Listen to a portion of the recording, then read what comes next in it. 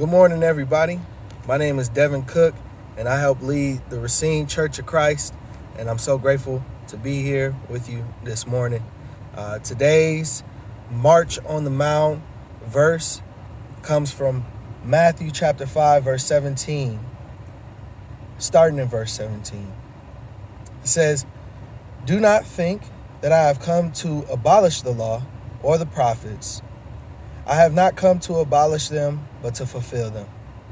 For truly I say to you, until heaven and earth pass away, not an iota, not a dot will pass away from the law until all is accomplished.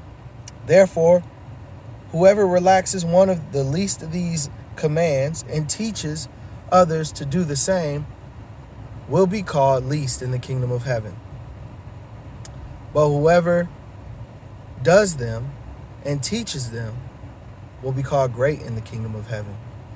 For I tell you, unless your righteousness exceeds that of the scribes and Pharisees, you will never enter the kingdom of heaven." You know, I would read this verse, honestly, and be quite puzzled. It was super confusing to me because I think about the Pharisees as kind of like the bad guys, if you will. You know, why would Jesus call us not only to imitate in a way, that's how I felt, to imitate the Pharisees, not just that, but to exceed their righteousness. I thought their form of righteousness was a bad form of righteousness.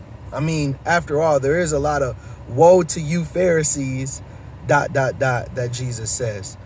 So, you know, I'm thinking about that and I'm pondering, and I think I understand it a bit more now. You know, another word for exceed, or another way to say exceed, is to go beyond. So exceed equals go beyond.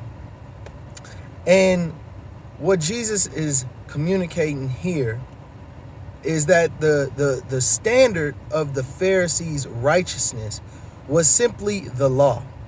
And if the Pharisees didn't do or did do exactly what the law said, then it was a-okay. For example, he goes on to say, "Thou shalt not murder." So if the Pharisees didn't murder anybody, then it's all good. But who cares about the heart? You see, as Jesus goes on, and you'll see soon, he calls us to exceed or go beyond that standard of righteousness, not just to act righteously in action, but to actually have the righteousness contained in our hearts. So instead of just "thou shalt not murder," he says, "But I say to you," go beyond. "I say to you, do not even hate your brother." So moving forward out of this passage, it helps me to understand that my righteousness, in order to exceed the Pharisees and to enter the kingdom of heaven, needs not only to be my actions, but it needs also to be my heart. So I pray that you get some understanding or some encouragement from this time, and that you too can live your righteousness from the inside out. Thank you guys. Have a great day.